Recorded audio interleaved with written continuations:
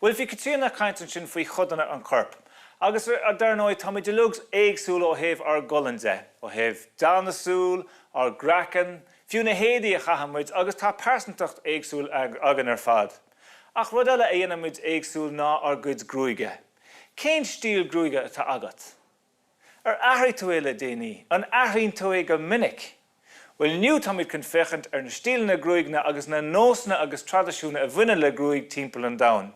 Ach má eicimid ar dús ar an lá atá nimhán agus an stíl a bhíns aine san iarthar, feice tú go bhfuil féasóg sa faisean, tá bíonn Gruaige ar chúl, beidir go bíonn tíreolaíocht beag níos fuide ag an mar, sin an generalta darnóid tá muid a lug difriúil agus peachamid ar stíl hain, beidir bunathe ar an tionchar tá ag daoine eile agan, nó ar garda, nó beidir go bhfuil stíl omná neamhspeach agat hain.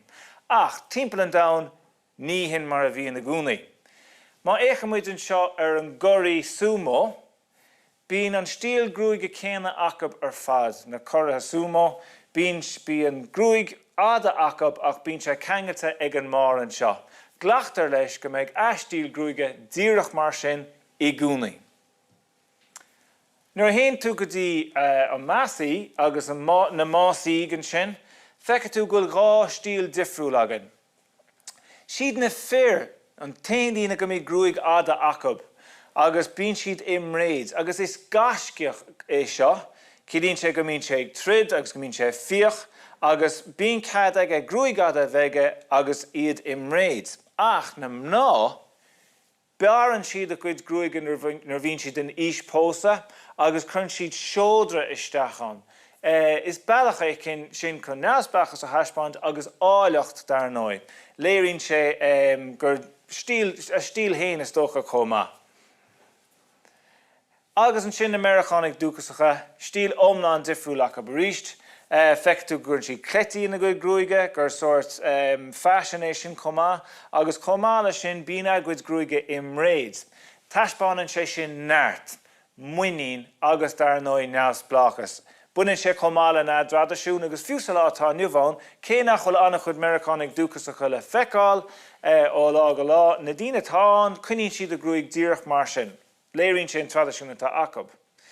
Seo áit an simúil, an jou sa tín, is pobal faoi le iad seo, agus bríonn Gruaig do chreidte fada acab. Mar a tharlaíonn sé tá clú agus cálach orb de bhargúil a gcuid Gruaige chomh fada. Déiteach sé bheith chomh fada le 2.1 méadar. Tá sé sin anna ada ar fad. Ní ghearann siad iad go minic, churann siad go leor spíosraí agus míonraí isteach na gcuid Gruaige. Actually, míonraí a hagans ó ríis a churann siad isteach na gcuid Gruaige, agus canclíonn siad iad ar bhar, agus níonn siad iad darnóid, osclíonn siad amach agus níonn siad iad. Níl cadig éon duine an Gruaig ada seo a eicáil seachas fear céile na mrá. Sin é an nós atá an.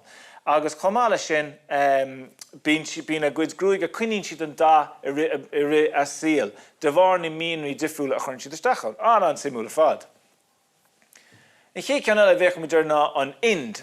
San Ind a ríis churann siad spíosraí agus rudí difriúla isteach na gcuid Gruaige, i dros go mbeidh balla dáslasta agus i dros go mbeidh sé sláintúil. Agus duine go leor daoine athrair seorbh freisin leis na cinál míonraí a churann siad isteach an tub. Agus ar deire an danmhairg. Well, sa danmhairg tá nós éagsúla acab, ní churann siad mór an isteach na gcuid Gruaige, ní athraíonn siad a gcuid Gruaige ó minic, mar dúirtear go bhfuil sé mar chórtha de neamhspeachas agus de muoín go bhágann siad a gcuid Gruaige díreach mar atá. Nach chuid sé an simúil an difriochta eicáil is stíleanna Gruaige timpeall an domhain, agus darnóid trefanna difriúla timpeall an domhain, in éireann athraíonn ar gcuid Gruaige go minic. Mé haon tá mo chud Gruaige mar an gcéanna le 20 bliain darnóid, ní athraíonn sé ó minic, ach tá chuideann agus is máling stíleanna athrú an tarmar fad, timpeall an domhain, cuinítear mar an gcéanna de réir an tradiisiúna tá acab.